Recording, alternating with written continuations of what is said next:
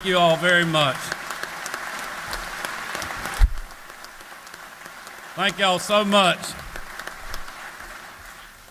Lieutenant Governor Jones, Speaker Burns, President Pro Tem Kennedy, Speaker Pro Tem Jones, members of the General Assembly, my fellow constitutional officers, Mayor Dickens, members of the Judiciary, members of the Consular Corps, and my fellow Georgians.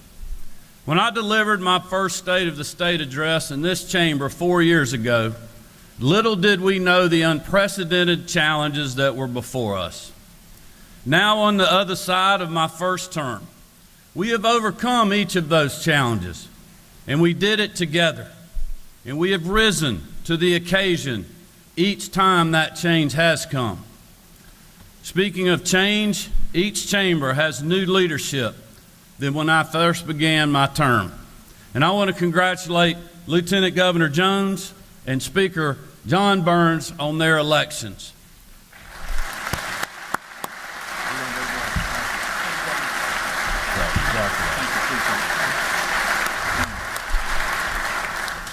I also want to congratulate the newly elected leaders and appointed committee chairs in both the Senate and House.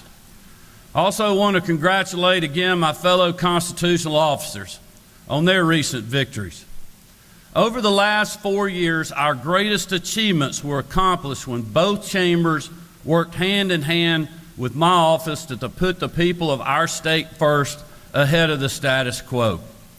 Our future as a state relies on that partnership to do the right thing for our citizens, even when it may not be easy. Each of you has my commitment to continue that work and do it together. That's good for our entire state, because I believe this session will be one of consequence. I'm proud to report that because of the foundation that we have built together over these past 4 years, because of the resilience shown by the people of our great state, because of the resolve they continue to show, the state of our state has never been stronger or more resilient.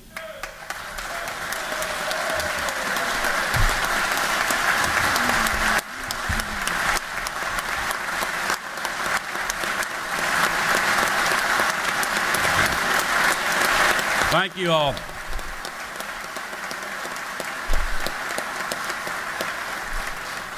Thank you, and you all were a big part of that.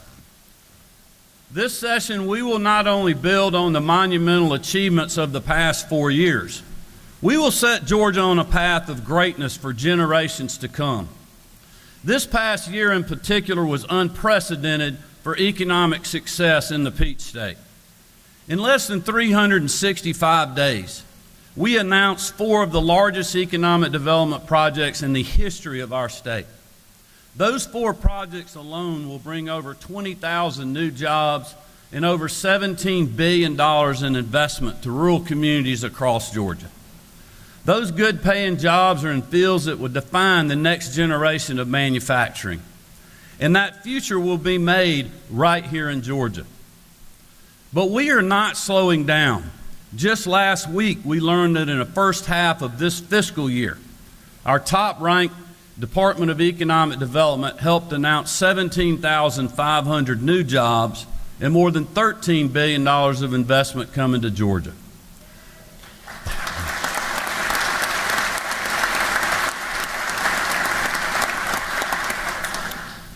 And I am especially proud that once again, 85% of those jobs are coming to areas outside Metro Atlanta. And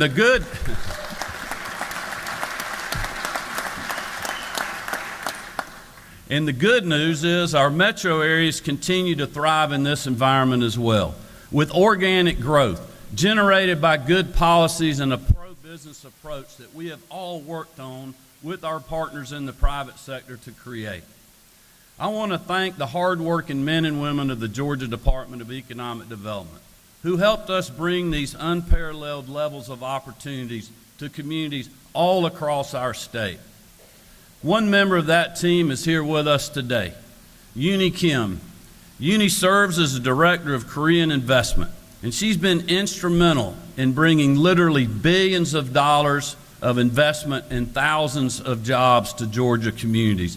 Uni, would you please stand and let us thank you for all your good work.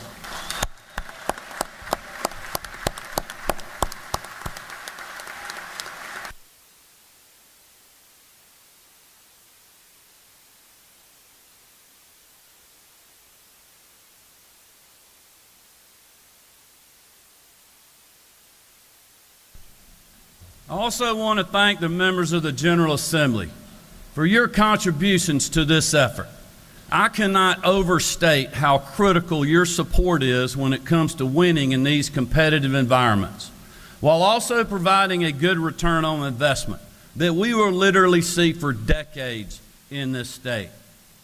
Thanks to the collective work of those in this chamber, those who came before us, and the local leadership across Georgia, we have been named the #1 state in the country for business for 9 years in a row.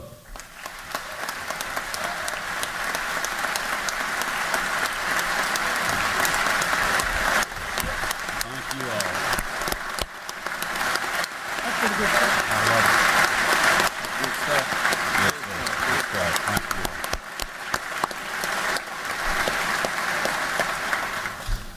But despite all we have achieved, there's a growing risk to that #1 status, the need for more workers, and quality homes where they can raise a family in the same community where they work. This year, the budgets I presented to you make significant steps in addressing both issues. We are putting precious state dollars where our priorities are, including every level of education to grow a generation of highly skilled workers. In fact, between both budgets, we will devote an additional $1.9 billion to education and fully fund the QBE formula. We are expanding.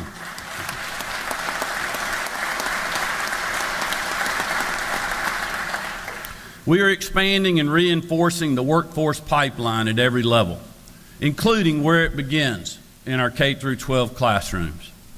Hard-working teachers are the most impactful elements of the pipeline. We're fortunate to have one of them here with us today. She's a first-grade teacher from Hayhauer Elementary School in Lowndes County.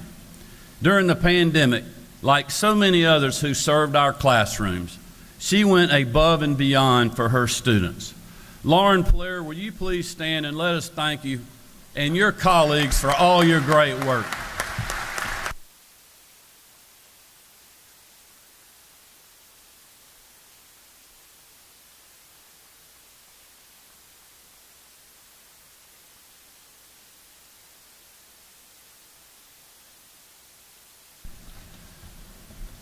Lauren is now in her 5th year of teaching, a milestone when educators often feel burnt out and consider leaving the profession. To keep our best and brightest in the classroom, when I first ran for governor, I promised to raise teacher pay by $5,000. With your help, we fully delivered on that pledge. To reward those who continue to serve after the hardships of the pandemic, my FY 2024 budget proposes yet another $2,000 pay raise for teachers like Lauren.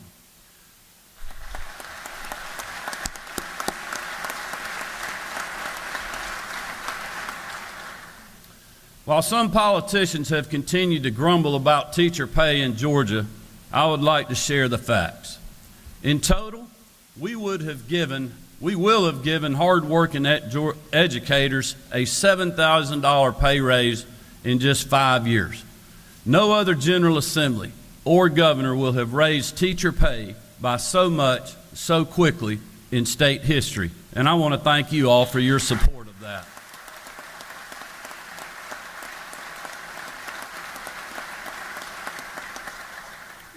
With the passage of this budget, the average teacher salary in Georgia will also now be over $7,000 higher than the Southeast regional average. But we know that teachers don't just need more pay and resources, they also need reinforcements. That's why I'm furthering the teacher workforce pipeline measures we put into place during my first term. Through the certification grants that will help paraprofessionals become teachers, With this one investment, we will add close to 5,000 new teachers to our education workforce.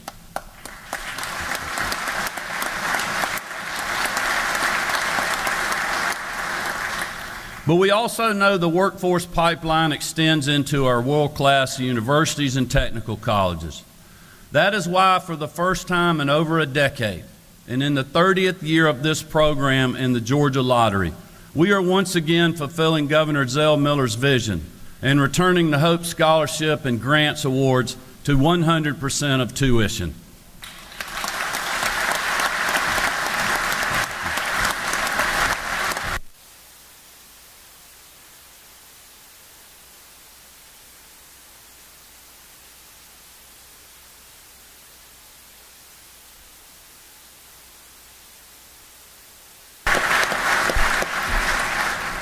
Today we're joined by one of the students and future workers who has benefited from Governor Miller's legacy and the support of this General Assembly.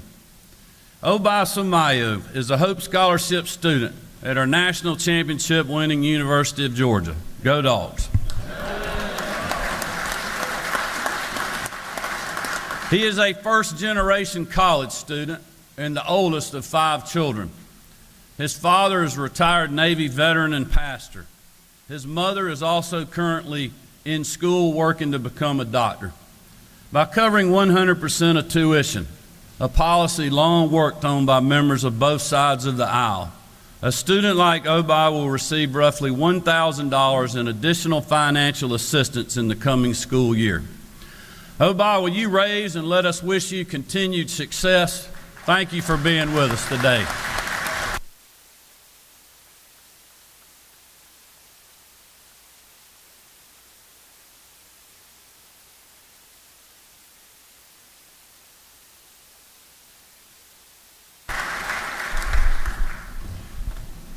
We look forward to your continued success and your bright future, and I feel certain that you will work here in our state after you graduate.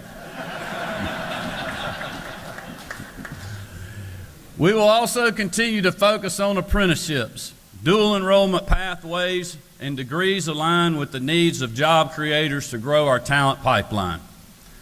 But where will students like Obai and those who Lauren teaches live when they get into the workforce? Because of our efforts, there is greater opportunity in literally every zip code in Georgia. But many of those communities struggle to provide adequate workforce housing. But transformational projects, good paying jobs, and new investments are worth little if there aren't options for hard-working Georgians to live where they work.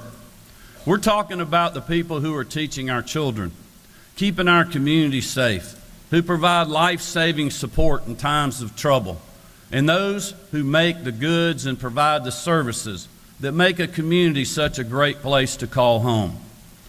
That's why I'm creating the Rural Workforce Housing Fund, enabling the state to partner directly with local governments to develop sites across the state for workforce housing. I'm also eager to see solutions that will come from others over the next few months regarding this issue. As hard-working Georgians find opportunity in the quality housing that comes with it, they also deserve to live, work, and worship in safety.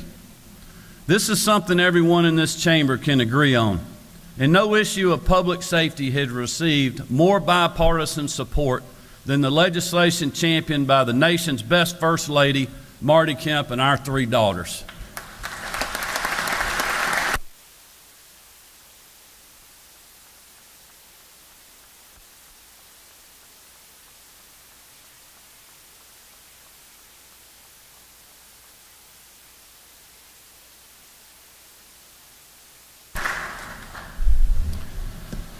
Working alongside partners on the Grace Commission like Speaker Pro Tem Jones, Attorney General Chris Carr, the GBI, and others, they have helped make Georgia a hostile place for traffickers and a safe haven for victims.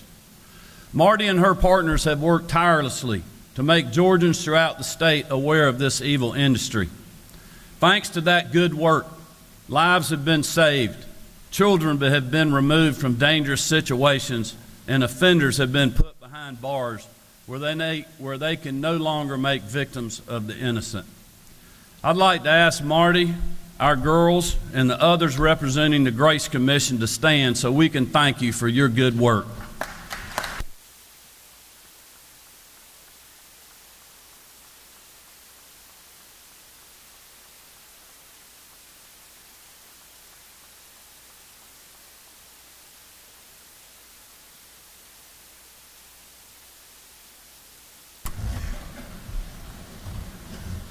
This year, we will build on their good work by increasing penalties for those organizations required to provide resources on how to spot human trafficking and what actions are needed to stop it, but who unfortunately fail to do so. Like Marty's prior legislation, I'm sure it will receive overwhelming bipartisan support. And I also want to thank the General Assembly, again, for your support of the receiving centers where victims are now finding help and hope. This is certainly a resource that is and is still in critical need. We will also continue to take violent offenders out of our communities. For far too many Georgians, the safety of their families and homes is put at risk by the unchecked crimes of street gangs. Early in my first term, we created the GBI's Anti-Gang Task Force to take the fight to these criminals. Last year, you gave the state a new tool to ensure justice, the Gang Prosecution Unit in the Office of Attorney General Chris Carr. I'm grateful that the Attorney General and his team have already indicted over 50 gang members in just the first 6 months of standing up this unit.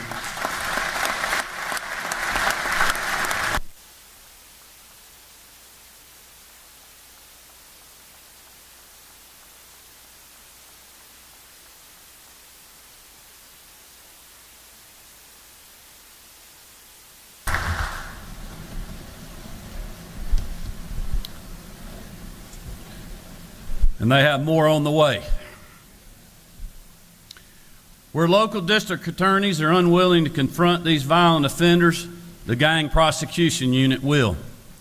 Today, the Attorney General is joined by the head of his prosecution division, John Fowler, the head of the Gang Prosecution Unit, Kara Convery, and the head of the Human Trafficking Prosecution Unit, Hannah Palmquist.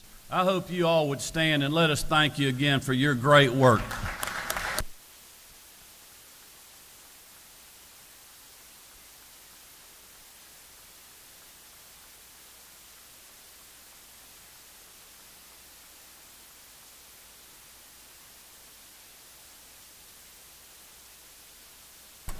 We have made great strides in curbing crime, but now this fight is entering a new phase, and law enforcement needs your help to continue to achieve success.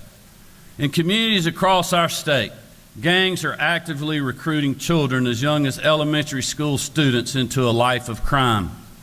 They are targeting the most innocent among us, pulling them down a dark path that often leads to a prison cell or a cemetery.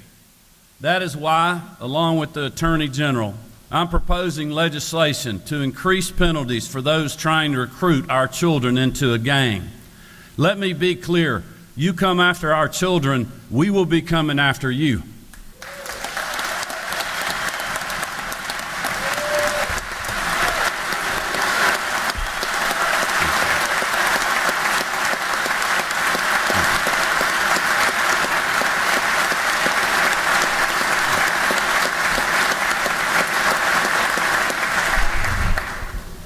I know Lieutenant Governor Burt Jones and his team are also actively working on the broader issue of gang violence, and we look forward to partnering with them on these efforts.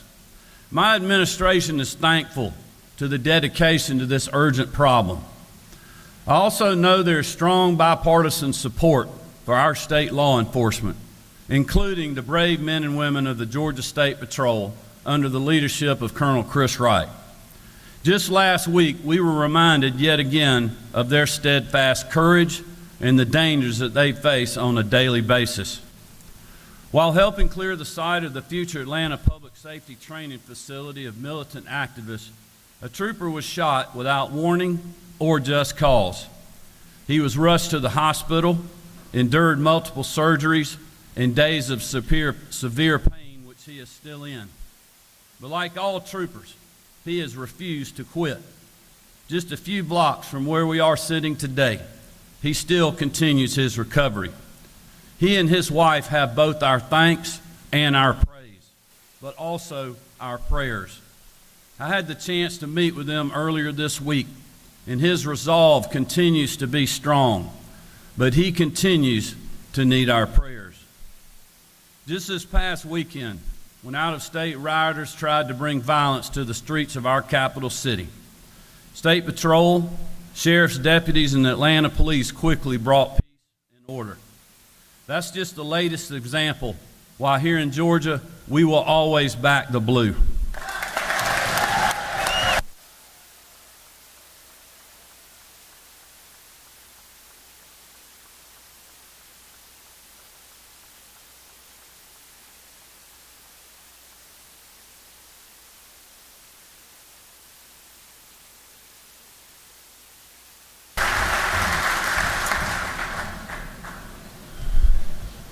This morning, we're joined by another trooper, one who serves from the skies. Last year, helicopter pilot Sergeant Brad Harrison, along with a tactical flight officer and a spotter, received a call to assist with a search and rescue operation in Chattooga County in northwest Georgia. A little boy no more than 5 years old was lost, and like all of us would be, his family was frantic. Thanks to the skill and quick work of Sergeant Harrison and his crew, they were able to locate the boy in a field, guide troopers to his location while circling above, and ensure that the child was safely returned to his parents. Sergeant Harrison, would you please stand and let us thank you for your good work and those of all our Georgia State law enforcement.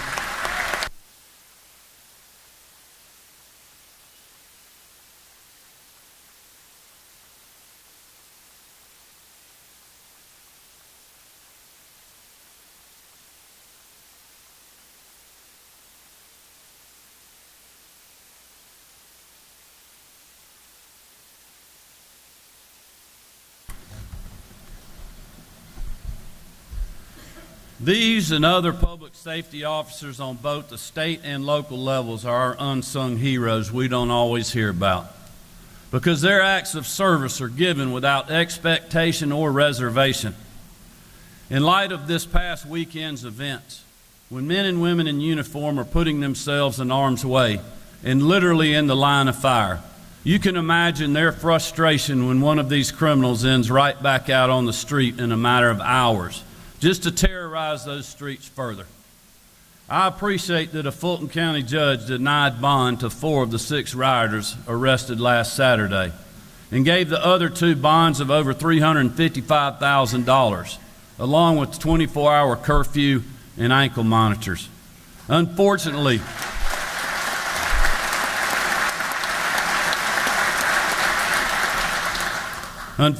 this approach is not universal across the judicial system.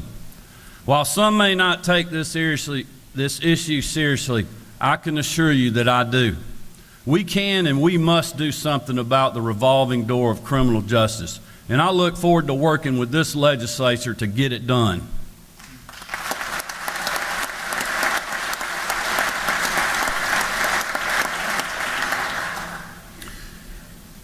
But in addition to our public safety officers, we're also grateful for our healthcare heroes.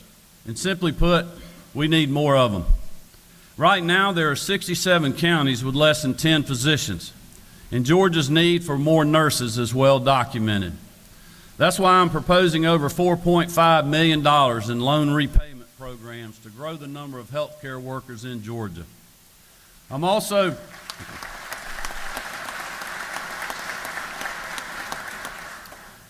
calling for an additional 102 residency slots through an investment of $1.7 million. With these additions, we will exceed the initial goal number of this program. And I'm proud to report that the innovative solutions we've brought to Georgia's healthcare challenges continues to bring great results. When I first signed the Bipartisan Patients First Act in 2019, no counties had more than 2 health insurance carriers. Today, 86% of Georgia counties have 3 or more. And while others have called for expanding a one-size-fits-none massive government health care program, thanks to our policies, enrollment in the individual markets has more than doubled since 2019 to over 700,000 Georgians. Thanks to our reinsurance program, we're also saving hardworking families more and more in their wallets. In fact, we've reduced premiums by an average of 12.4% across the state. That represents an average annual premium reduction of almost $1,000 a year. In rural communities, where premium prices were the least affordable when I took office, the reinsurance program has reduced premiums from 25 to 40%. In addition to these innovations, and with your help, we expanded Medicaid coverage to a full year after a mother gives birth. To support new mothers even more, my team is proposing legislation that will allow pregnant women who qualify to receive TANF benefits. Previously, they were unable to apply for such assistance until after a child was born. I know that this measure is supported by many in this chamber, and I am grateful for your backing.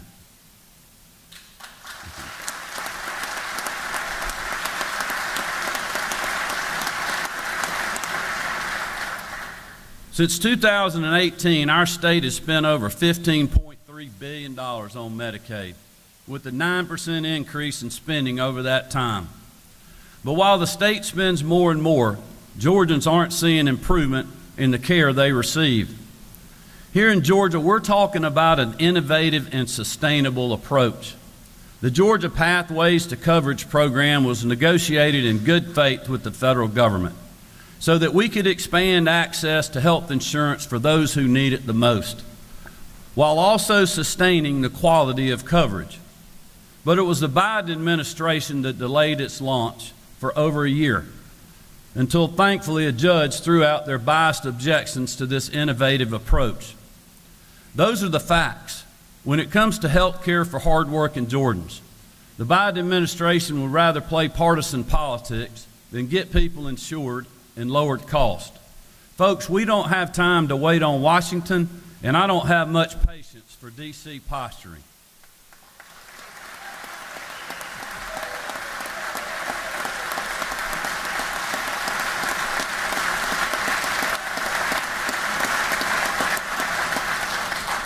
We are moving forward, and we're on target for a launch date of July 1st of this year.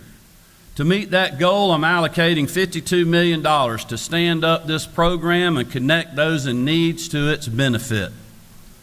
Here's another fact. Upwards of 345,000 Georgians could qualify for the Pathways program and health care coverage for the first time, with no changes to those who qualify for regular Medicaid. And unlike Medicaid expansion, Georgia Pathways will not kick 200,000 Georgians off their private sector insurance.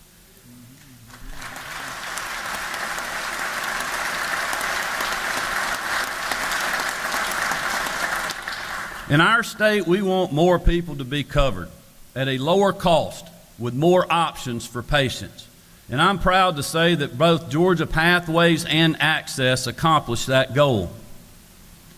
During this legislative session, I want to encourage the men and women throughout this chamber to consider not just the Georgia of today, but the Georgia of generations from now.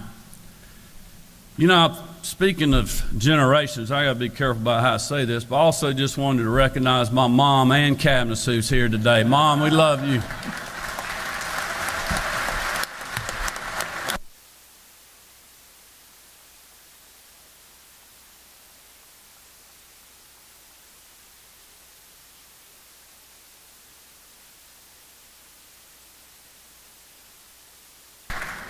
She's joined by my sister, Julie Reef, and her husband, Rocky. So we're glad to have y'all today. Love you guys.